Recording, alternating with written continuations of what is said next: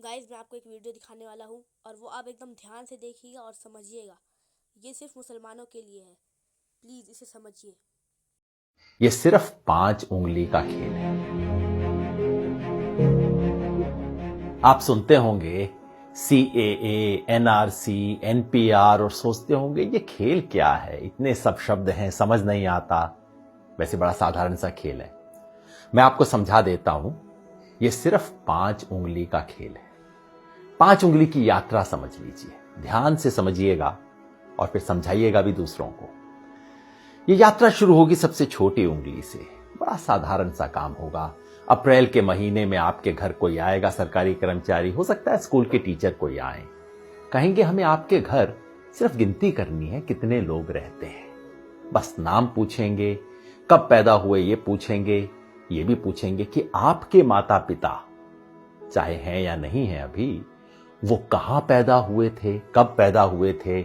आधार card का number मांगेंगे, driving licence मांगेंगे, कोई प्रमाण नहीं मांगेंगे। उस वक्त आपको लगेगा छोटा सा मामला है। ये छोटी उंगली का पहला कदम ये है NPR वाली छोटी सी उंगली। फिर दूसरी उंगली ये D वाली उंगली है। D क्यों? क्योंकि आपके घर से जब एक बार ले जाएंगे लिख के, उसके बाद तहसीलदार के दफ्तर में, किसी सरकारी दफ्तर के अंदर कुछ टाइम बाद, हो सकता है कुछ महीने बाद, चुपचाप से उस लिस्ट का मूल्यांकन किया जाएगा और कोई सरकारी कर्मचारी उस लिस्ट में कुछ नामों के आगे D लिख देगा। D का मतलब डाउटफुल।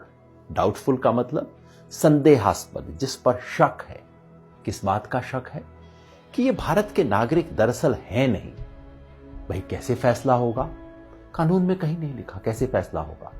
हो सकता है आप अपने माता पिता की आयु नहीं बता पाए हो, कहां पैदा हुए हैं नहीं बता पाए हो सकता है आधार कार्ड आपके नाम से इशू हो लेकिन आपके पास नंबर ना हो, कुछ भी हो सकता है। किसी भी आधार पे D लगा दिया जाएगा, आपको पता भी नहीं लगेगा, कोई आपसे पूछने भी नहीं आएगा और मामला तीसरी उंगली पर पहुंच जाएगा। ये तीसरी और बड़ी उंगली है, ये है NRC वाली उंगली। जिन लोगों के नाम के आगे D लगा होगा, समझ लीजिए आपके मोहल्ले में 500 लोग हैं, 1000 लोग हैं, उनमें से 50 के नाम के आगे D लग गया। उन 50 लोगों को चिट्ठी आएगी, पूरे परिवार में नहीं। हो सकता है परिवार में बहू को चिट्ठी आए, बेटे को ना आए, बाप के नाम चिट्ठी आए, पोते के नाम चिट्ठी ना आए। कुछ लोगों के नाम चिट्ठी आएगी और उन्हें कहा जाएगा, नोटिस दिया जाएगा, अब आप साबित कीजिए कि आप भारत के नागरिक हैं। कैसे साबित करेंगे? सरकार ने आज तक नहीं बताया। हमारे पास सिर्फ एक असम का उदाहरण है जहां पहले हुआ है NRC, और वहां क्या हुआ था? ना आधार कार्ड माना गया, ना राशन कार्ड माना गया, ना वोटर लिस्ट में नाम माना गया। कहा नहीं, ये सब नहीं चलेगा, आप प्रमाण लेके आइए कि आप कहां पैदा हुए थे। आज से 30 साल पहले वोटर लिस्ट में आपका नाम था कि नहीं था, पुरखों का नाम था कि नहीं था, कोई संपत्ति का प्रमाण पत्र लेके आइए। साधारण लोग कहां से जुटाएंगे प्रमाण पत्र? इसके आधार पे उनमें से कुछ लोगों ने जो आधार अपने प्रमाण पत्र नहीं दे पाएंगे, उनका मामला चौथी उंगली पे पहुंच जाएगा। ये चौथी उंगली है फॉरेनर्स ट्राइब्यूनल की। यानी कि कहा जाएगा उस 50 में से समझ लीजिए 10 लोग बच गए जो प्रमाण नहीं दे पाए, जिनके पास कागज नहीं है, 15 लोग बच गए। उनको कहा जाएगा अब आपको आखिरी मौका दिया जा रहा है। ये उंगली आखिरी मौके की उंगली है। आखिरी मौका दिया जा रहा है, फॉरेनर ट्राइब्यूनल है, विदेशियों की अदालत है। अब उसमें जाके आप साबित कीजिए कि आप विदेशी हैं कि नहीं। अगर मुसलमान हैं तब तो कोई चांस ही नहीं है, क्योंकि यहां अब CAA का खेल शुरू हो जाए। अगर मुसलमान हैं, आपको विदेशी माना गया है, तो अब आप तो विदेशी हैं ही हैं, चाहे आपके बाप दादा यहां पे 500 साल से, 1000 साल से रहते आ रहे हैं। अगर मुसलमान नहीं भी हैं तो पता है क्या है, आपको ये साबित करना पड़ेगा कि आप बांग्लादेश, पाकिस्तान, अफगानिस्तान से आए। अब आप सोचिए, बिहार यूपी में रहने वाले लोग, नेपाल की तराई में रहने वाले लोग, श्रीलंका में रहने वाले लोग, श्रीलंका के पास तमिलनाडु में रहने वाले लोग कहां से साबित करेंगे भाई कि हम पाकिस्तान से आए, बांग्लादेश से आए, अफगानिस्तान से आए? फॉरेनर ट्राइब्यूनल में अगर साबित आप नहीं कर पाए, जो लोग भी साबित नहीं कर पाए, वो लोग विदेशी घोषित हो जाएंगे और मामला अब चौथी उंगली से अब अंगूठे पे पहुंच जाएगा, अंगूठे तले दबने वाला।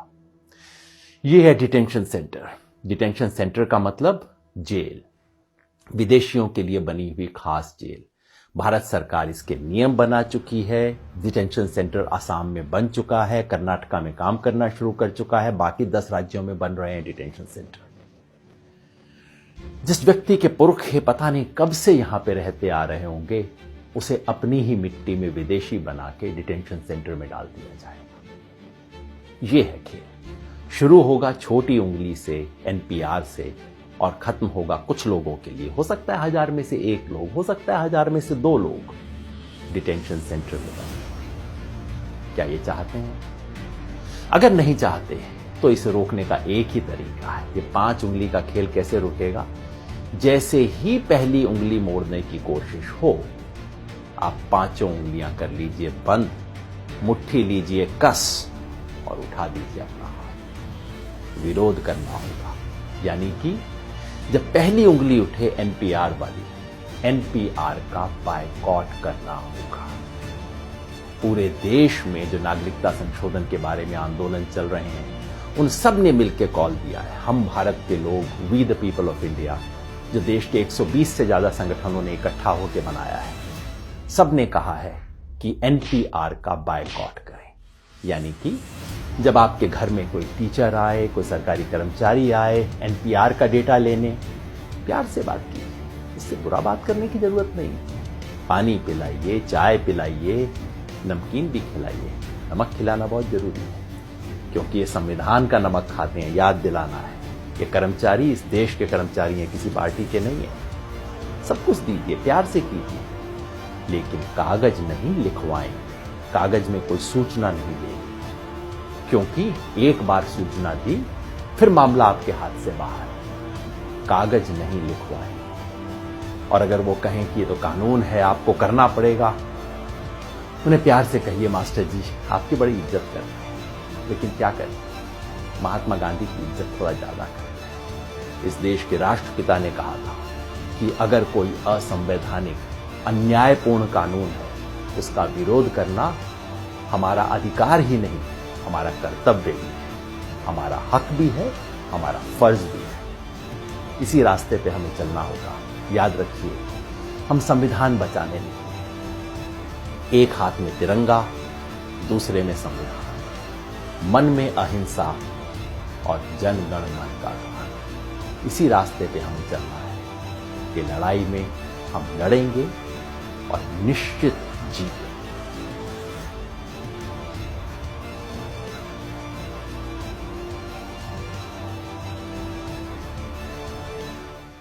गाइस, जैसा कि आपने देखा, ये सब हमें फंसाने की साजिश है।